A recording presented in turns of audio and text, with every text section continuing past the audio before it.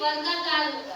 Chess board देखते हो, जिसमें कि चेस खेला जाता है, तो उसका भी आकार कैसा होता है? वर्गाकार। कैसा होता है? वर्गाकार। ठीक। अब देखिए वर्ग से मिलता जुलता आयत है, इसमें भी चार भुजाएं हैं, चार कोने हैं, लेकिन अंतर क्या है? अंतर इतना है कि चारों भुजाएं बराबर नहीं होते, आमने सामने की भुजाएं एक समान है। ठीक है, ये इसमें बराबर है और इधर वाली भुजा इधर वाली के बराबर है, तो ये आपका आयत कहलाएगा। जो कि वर्ग में चारों भुजाएं बराबर होती हैं, आयत में चारों बराबर नहीं होती हैं, आमने सामने की भुजाएं आपस में बराबर होती हैं। ठीक। आयताकार शंख आपको हम दिखाना चाहेंगे, ये ट्रे आपके साथ। ट्रे का आकार कैसा है? वर्ग है कि आयत है? आयत है ना, तो ये इसके बराबर, ऊपर वाला नीचे वाले के बराबर। ठीक है, तो ये आयताकार शेप होता है। आगे बढ़े। त्रिभुज। त्रि मीन्स होता है तीन। त्रि मीन्स तीन। भुज यानी भुजा, तीन भुजाओं से घिरी बन आकृति त्रिभुज कहलाती है। यहाँ देखिए, चाहे किसी भी शेप में हो, अगर तीन भुजाएं हैं और घिरी हुई आकृति है तो त्रिभुज की आकृति होगी। आपके सामने दो हम थ्योरम दिखा रहे हैं, बताइए कौन सा त्रिभुज?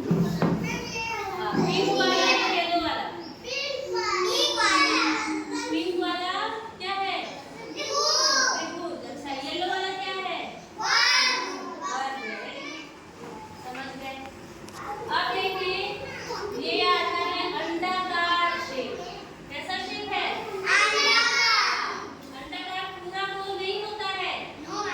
ठीक है, थोड़े से चपटे में जो गोल आकृति दिखेगी वो आपका अंडाकार शेप होता है। अंडे के जैसा आकृति, इसको कहेंगे अंडाकार शेप या फिर दीर्घवृत्त। गणित की भाषा में इसको दीर्घवृत्त कहेंगे। अब आते हैं हम लोग स्टार शेप पे। तारे का आकार आपने देखा है ना, तो ये आपका स्टार शेप है, तारे का आकार।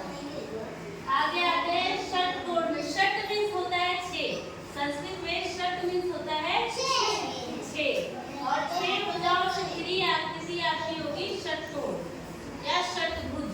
देखो 1 2 3 4 5 6 भुजाएं हैं इसमें, तो इसको हम कहेंगे षटभुज या षटकोण।